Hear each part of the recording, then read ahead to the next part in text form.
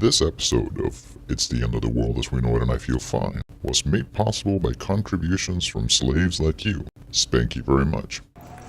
There's petrol bombs being thrown, there's bricks being thrown. They had control at that point, and I think a lot of them knew that. It's the end of the world as we know it, and I feel fine. Good morning, slaves, and welcome to another edition of It's the End of the World as We Know It, and I Feel Fine, the show where all of the Popo's darkest fears come to life. Radio said that they were taping Stanley knives to wood to throw.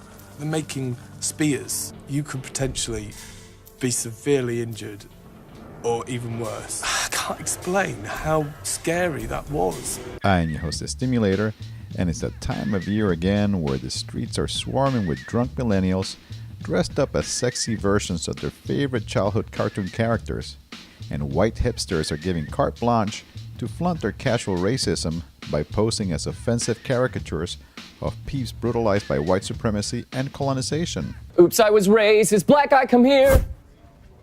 How can I help you?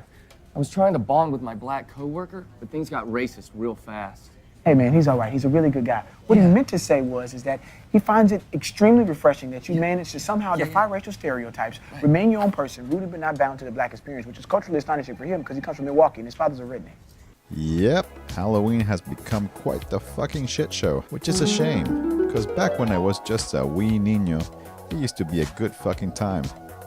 But somewhere along the line, the sense of childlike adventure you got from dressing up with your homies and excitement over getting shit tons of free fucking candy gave way to a greasy celebration of irony and all of the most mindless aspects of pop culture. And don't get me started on all those hokey Halloween themed episodes that seem to pop up like an unwanted cold sore this time of year.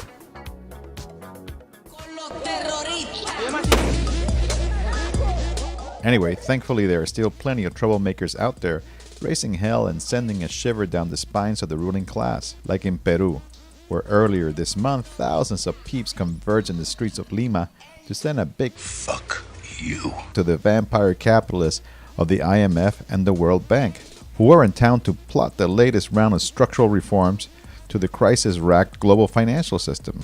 As we reported back in June, the motherfucking Peruvian resistance has been waging a serious fucking war against the country's extractive industries for the better part of a year now, and the IMF and World motherfucking Bank are rightly seen as a main driving force behind many of these destructive projects. The protests in Lima took place while a state of emergency was in effect in 6 provinces in the country's southern Apurimac region, after 4 protesters were killed on September 29th during a violent protest against a proposed $7.4 billion copper mine called Las Bambas. Unsurprisingly, resistance to extractive industries was the main focus of the protesters who assembled in Lima, as was the recently approved TPP, or Trans-Pacific Partnership, a newly signed 12-nation trade deal that critics have dubbed NAFTA on steroids, and which will further weaken the country's environmental and labor regulations to the benefit of the flesh-eating zombies of the global capitalist junta. Patents for drugs will continue to be extended. There will be less and less access to generic medicines, increasing our risk of dying. And transnational corporations will establish a kingdom over this country and the people. Back closer to home, Mohawks from Ganawagi have put the mayor of Montreal on notice after it was announced that the city would be dumping 8 billion liters of human shit and medical waste into the St. Lawrence River. Medical waste? Spooky. What the fuck, agitator? That's not spooky. It's fucking disgusting. It's medical waste and human shit. They want to dump it in the river. What the fuck is wrong with you? What? I'm just saying that stuff could be haunted and shit. Ooh. You're a sick fuck, agitator. As I was saying, on October 15th, a group of around a dozen Mohawk women warned the city of a series of escalating actions unless they backed off from their plans. We come to you with the gentleness of a feather, which we hope will be accepted. Should you not respond reasonably, you leave us no alternative but to take necessary action to convince you. 1 week later, they made good on their threat by temporarily blockading a Canadian Pacific Railway track, shutting down train traffic for miles in both directions. They then set up a so-called shit vigil near the Mercier Bridge and are calling on supporters to join them in order to stop the toxic dump. The symbolism of the camp's location is certainly not lost on the ruling class of Canada, as this is the very same bridge that the Ganawagi Mohawks blockaded during the Oka standoff, choking off a vital commuter link to Montreal, and dramatically escalating pressure on the federal government that was then locked in a tense standoff with the Mohawks of nearby Ganasatagi. But who knows? Maybe these politicians need more reminding. After all, anyone who doesn't instinctively realize that it's a bad idea to dump literally tons of human shit into a major fucking river can't be all that fucking bright. صباح الخير يا ولاد عمومنا تفضلوا شرفونا شو بتحب مضيفكم دم عربي ولا دموع من عيوننا بعتقد هيك تأملوا نستقبل من هيك تعقدوا لما تركموا على غلطة من هيك لبسنا الكوفي البيضة والسودا صاروا كلاب الزمان يلبسوها كموضة مهما تفننوا فيها مهما غيروا بلونها كوفية عربية بتضل عربية حطتنا بدنا اياه ثقافتنا بدنا اياه كرامتنا بدنا اياه كل شي إلنا بدنا اياه ما رح نسكت لن نسمح لن ليك لا بقلن يسرقوا شغلة مش إلهن ما خصن فيه قلدونا بنلبس لبس هالأرض بكفيهنش طمعانين عالقدس قدس اعرفوا كيف تكونوا بشر ما بتلبسوا كوفي جينا نذكرن مين احنا وغصب عن ابوهم هي حطتنا من هيك لبسنا الكوفي لأننا وطنية الكوفي عربي. Over the past month, shit has been popping off in Palestine, with mass protests breaking out across the occupied territories and renewed clashes taking place between Palestinian youth, Israeli settlers, and security forces. Fed up with the soul-crushing daily indignities of life under Israeli occupation and the total fucking collapse of state-sanctioned peace processes, Palestinians have begun launching lone wolf attacks on Israelis, including dozens of stabbings and shootings. The decentralized and unpredictable nature of these attacks has Israeli society freaking the fuck out, leading security forces and armed vigilantes to respond with disproportionate and often indiscriminate violence. On Sunday, October 18th, in the Israeli city of Beersheba, an Eritrean refugee named Haptom Serom was shot by a security guard and then beaten to death by a racist fucking mob after being mistakenly blamed for a nearby armed attack, which had actually been carried out by an Arab Israeli citizen. And although they are certainly facing the brunt of it, this paranoid fucking racism isn't only claiming the lives of black and brown peeps. 2 Jewish Israeli citizens have also been killed after being mistaken for Arabs, one by an IDF soldier and another by an Israeli settler, trying to carry out revenge killing against Palestinians. Yep, the situation is tense as fuck, and it looks like considerable numbers of Israelis are starting to completely lose their shit. This latest uptick in violence comes amidst heightened tensions over the Al-Aqsa Mosque compound, which was also the main flashpoint that kicked off the Second Intifada in September of 2000. At the time of writing, the current wave of unrest has claimed the lives of 8 Israelis and 57 Palestinians, in a bloody cycle that shows no signs of slowing down anytime soon. The Arab leaders and the Arab armies are asleep, so we, the young men and women here, are the ones doing the job supposed to be done by Arab armies and Arab presidents. We're beaten, grenades are thrown at us, we smell tear gas and we go to jail, and we undergo all that for the sake of the Arab nation. To learn more about this fucked up situation, I caught up with Budur Hassan, a Palestinian anarchist from Jerusalem and the creator of the Random Shelling blog. Hey Budur, how the fuck are you? I'm good. Trying to be as much, as the situation allows. Many commentators are suggesting that what is happening in Palestine is the beginning of a third intifada against the Israeli occupation. What's your take on that, and how does the situation on the ground compare to the first 2 intifadas? I think it's wrong to put it this way. First, because the situation in Palestine now is entirely different from the first 2 intifadas. The first intifada was backed by factions that were based in the diaspora. So there was a leadership and there was a strong liberation movement behind it. While the second intifada, we had the Palestinian Authority, and it was mostly militarized, unlike the first, which was mostly popular, definitely with armed element, but it was mostly popular. This movement is completely different because the factions almost do not exist in the equation, nor does the Palestinian Authority, which has no control on what's going on in Jerusalem, and which actually is trying to prevent the movement from mushrooming and from growing in the West Bank.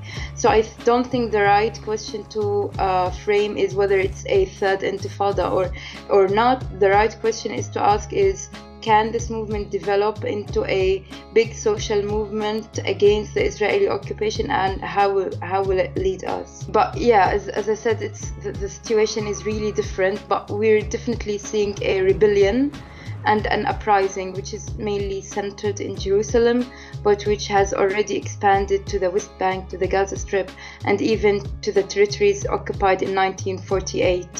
What has been the effect of the Israeli government's policies of collective punishment on the families of Palestinian martyrs? The surprising things, perhaps for Israel but not for us, is that these collective punishment methods have not succeeded.